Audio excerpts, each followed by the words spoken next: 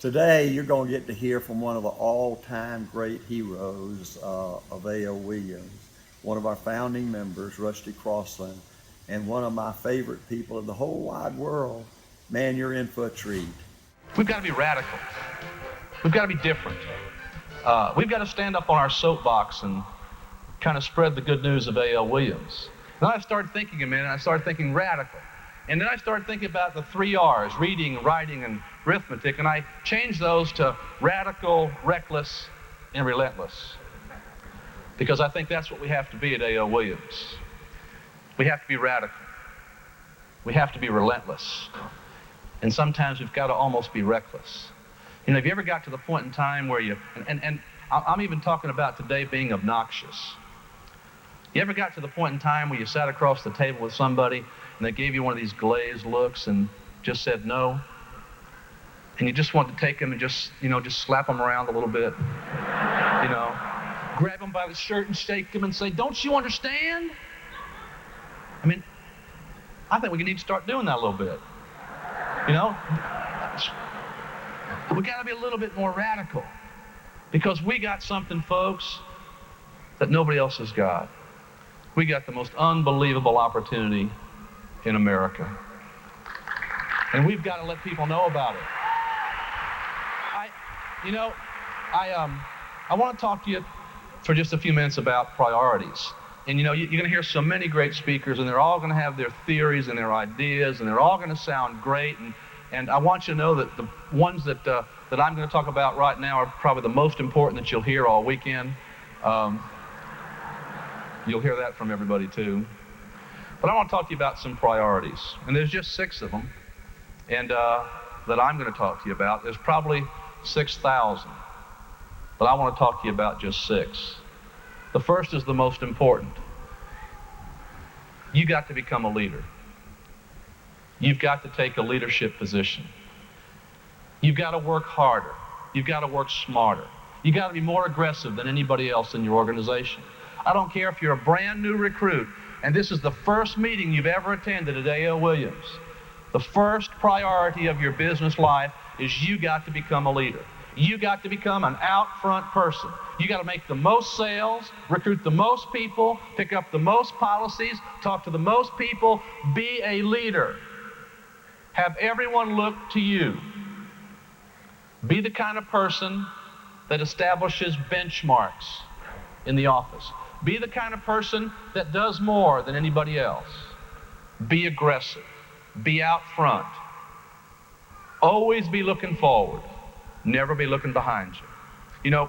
I've got to tell you a couple of stories about leadership and about being aggressive and working smarter and being harder. And I love to tell stories about my kids because my kids are no different than anybody else's kids except that they're A.L. Williams kids, and that's all they've ever known. And so it's interesting to watch them grow and kind of make the analogies of the things that Art talks about. I love to talk about my 14-year-old son. His name is Judd, J-U-D. We call him Judd the Stud. And Judd's one of those interesting, rare human beings. He currently attends Riverside Military Academy in Gainesville, Georgia, which is just about 50 minutes north of our home. And I tell stories about Judd because he's got that something inside of him that I see. Now, true, I might be a little biased, but I see an unbelievable potential. I mean, this kid is going to be a national sales director, and that's if I don't kill him first. But he's got more savvy, more going for him, more get up and go. I mean, if I told you some of the stories about how he went out and made money, and how he's always thinking about things. My all-time favorite. My wife and I love to go to Bermuda. It's a great place to go. Well, over in Bermuda, they have this special kind of cologne. It's called Royal Musk. Guys, you ever get a chance, buy all you can get. It makes the girls go wild. Well, I bought this stuff because it was unbelievable. I bought a big old bottle of it. And I remember coming home after doing this and, splashing that stuff on. Boy, it smelled so good. But I remember one day going into the closet and it was gone. Into the medicine cabinet, it was gone. And I couldn't figure out where it was. I said, Teresa, you know where my aftershave is? She said, no, I don't know where it is. Well, the weeks went by, and I really didn't pay much attention to it. I thought maybe just something happened to it. Well, one afternoon, as my son was coming in from school, I was going this way, and he was coming this way. And you know, you ever had that happen where you just kind of went? And that aroma just, I could spot it anywhere. And I said, Judd? And he kind of had that look on his face, and sure enough, I opened up his little duffel bag, and there was my cologne. There was about that much left. Okay, it used to be about that big. I said, Judd, what are you doing? Well, he fessed up. He said, Dad, this stuff smelled so good. I wore it to school one day, and everybody wanted to know where I got it. So what I did is I just kind of took the bottle, and I just brought it to school. I said, what were you doing with it? He said, I was selling it for 25 cents a splash.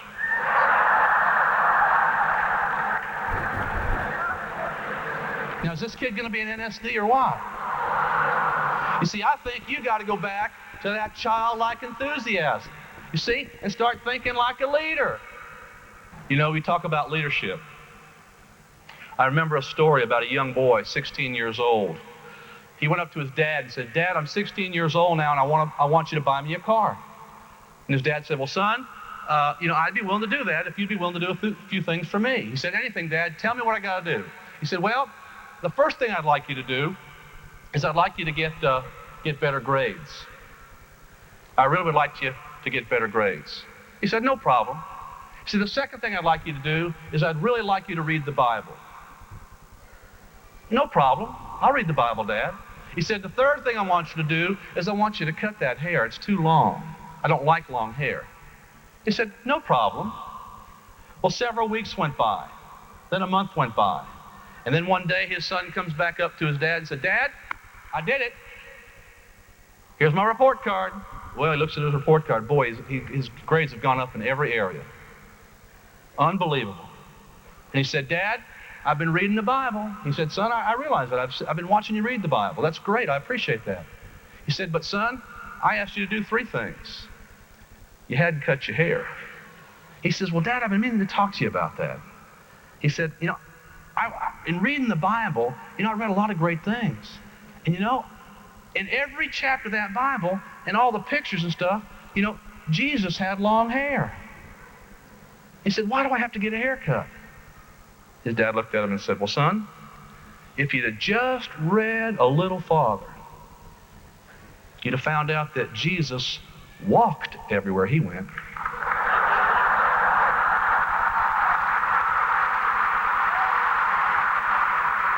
You got to become a leader. You got to be an out front person. Number 2, you got to be totally committed and totally loyal to 3 people. Number 1 is you got to be totally loyal to the company. Number 2, you got to be totally loyal to your teammates. You've got to be totally loyal to the crusade. You see, I look at commitment and loyalty as the most important thing, the most important priority. There are people in A.L. Williams that aren't committed and loyal to the company. I remember one time I had an RVP that was giving me some problems, and so I began checking up on him and found that he had his insurance license with 27 other companies. He wasn't loyal to the company, he was loyal to himself. You got to be loyal to the team.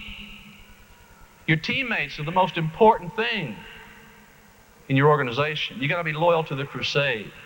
Buy term and invest the difference. We hire people in the business that own ordinary life insurance and won't change it.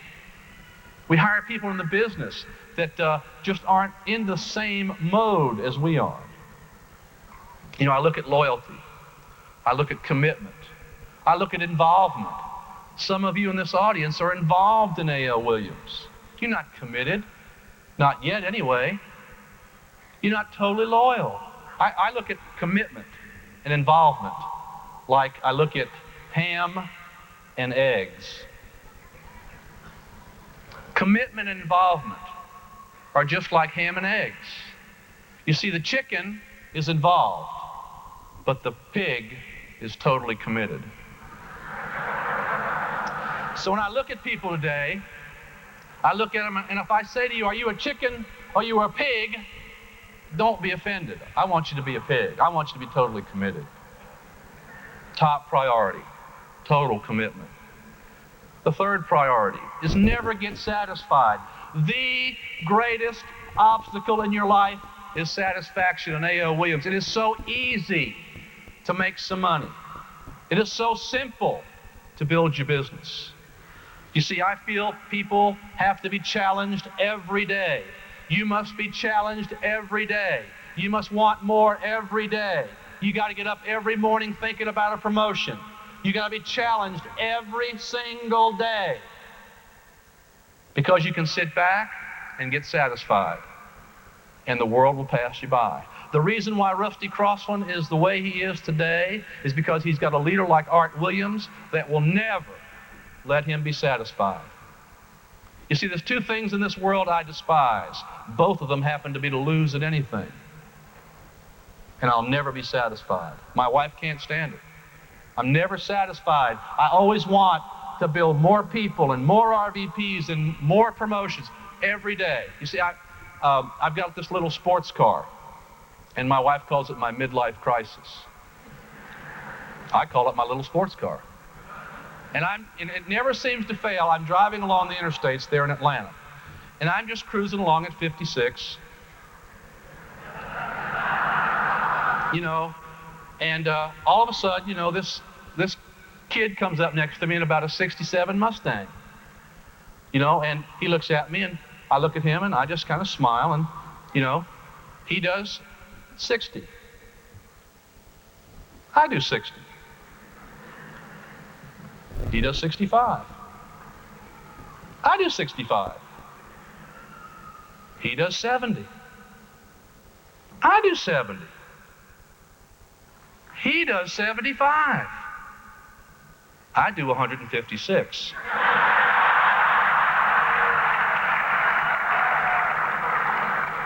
Challenged every day. Challenged every day. I told a group a couple of weeks ago, had one guy take this dadgum thing literally. I said, how many of you, just show your hands for a second, how many of you in this audience have a business card? Raise your hand. Don't be bashful, raise your hand. I can't see you. You raising your hand? Okay, how many of you have your title on the business card, like district leader or division leader or RVP? Raise your hand. See what that tells me? That tells me you're satisfied. If the ink on your business card is dry, you ain't working. I got a business card, okay? I don't use it anymore. You see, if I were you, I'd just have my name, and then I'd have, I'm going to be something underneath it. Don't know what it is, but I'm going to be something. NSD to B or something like that. I don't have a business card anymore. You know why? Because my business card said National Sales Director. Well, Art's created something else. He's called it Senior National Sales Director. Challenge me one more time. I threw all my business cards away. I'm not going to get it done the business card until I'm a Senior National Sales Director. I may be old and gray, but I'm challenged every day. Always look for a promotion. Always look to do more. Always look and act like you're on the move all the time. Never get satisfied. The fourth, is learn the people business. Art Williams is the greatest motivator I know. He's the master at understanding human nature. I think you have to learn the people business. It's priority in our business. I tell our folks that we deal with three basic things in our business. We deal with other people, other people's money, and human nature. You put all three of those together, and all the rules change. Things just are different. You've got to become a better student of people. I think you have to treat people the way you want to be treated. I think you have to lead people the way you want to be led. I think you have to manage people the way you want to be managed. Learn the people business. Understand what I refer to as the give to get law. The give to get law. The more you give, the more you get. The more you give, the more you get. You know what else I found out? That sometimes you give and you give and you give and you give and you give, and it appears you'll never get anything in return. And then all of a sudden, here it comes. It just keeps coming and coming and coming. Folks, don't be a taker. Be a giver. The takers of the world, they can make it in A.L. Williams, but not long range. Become a giver. The more you give, the more you get. I think you also have to understand that you get paid tomorrow for the people you're building today. Folks, our most valuable asset, the most valuable asset you have, your people. And understand, it's just like a finely tuned watch, or a fast race car, or a jet plane. Boy, you've got to take care of that asset. You understand, folks, vividly, you get paid tomorrow for building great people today. Oh, sure, the advance checks and the pools and all that stuff is great. But the bottom line is, the people that stay in the business are the people that will pay you in the business for years to come. Learn the people business. Master the art of building personal relationships. Become the master communicator. I think Art Williams is by far the master communicator. We all take lessons every day. Your people have to understand that they can depend on you, that you'll be there, that you will let people know how much you care, that you will deliver for people, not just promise. It's unfortunate so many times, some of the letters that I get in my office, some of the complaints that I have to deal with, it's because somebody promised somebody something, but they weren't willing to deliver on the promise. Folks, don't promise somebody something if you know you can't deliver. Don't promise somebody something if you know you can't deliver. You can never, ever go back and capture that. You see, I look at the word character. Character is an interesting word. By definition, character is what you do when no one else is around. It's called character. Don't promise people something and then turn your back on them. You got to deliver. And then last, but certainly not least, you've got to produce successful people. That's your main job. That's your top priority. Produce successful people. You've got to produce motivated people. People that are builders, people that are doers, people that are wanting to and willing to do more. Not watchers, not spectators, doers. How do you begin to produce successful people? Become a successful person yourself. Another great lesson. You cannot lead anyone any farther than you've already been yourself. Produce successful people. Have an uncontrollable desire to succeed. Have an overwhelming willingness to do whatever it takes to be successful. You be the doer. You be the motivated one. You be the successful person. You be the out front person. You be the one that's totally loyal and totally committed.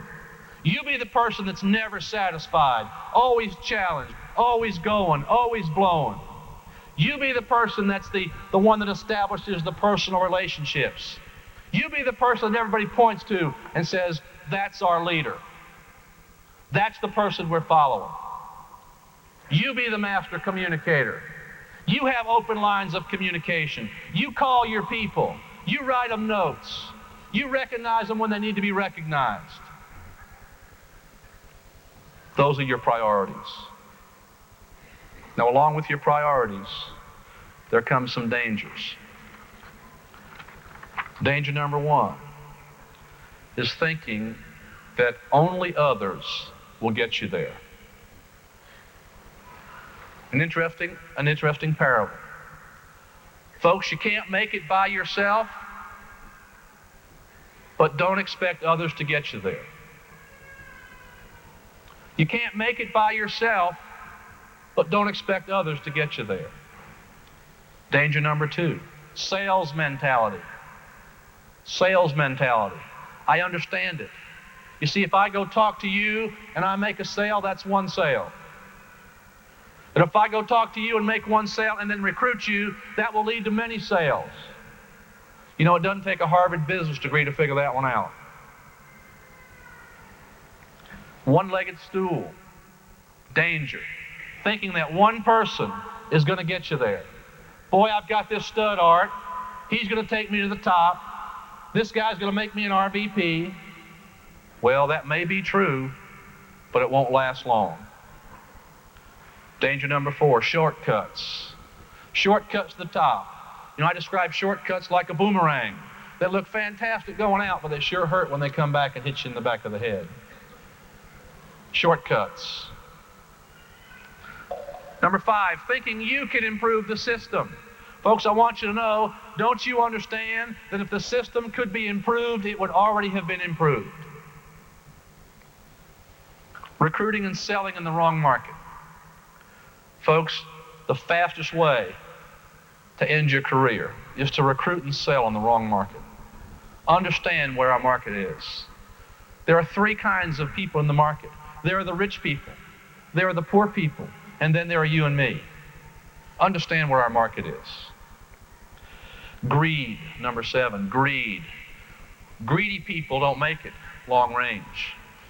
Thinking of yourself. Folks, if you've got a person in your organization and they think you've taken one dime from them, they'll never forget it. They'll forget all the great things you've done for them. They'll forget all the plaques. They'll forget all the T-shirts, all the retreats, all the great things. If they think you've taken one dime, that's the one thing they'll remember, and they'll hate you for it. It's called greed. Corporate mentality. Thinking that you're the boss. Corporate mentality. We have RVPs that get to that level and they say, you do this and you do that. This is my team, my organization, my office.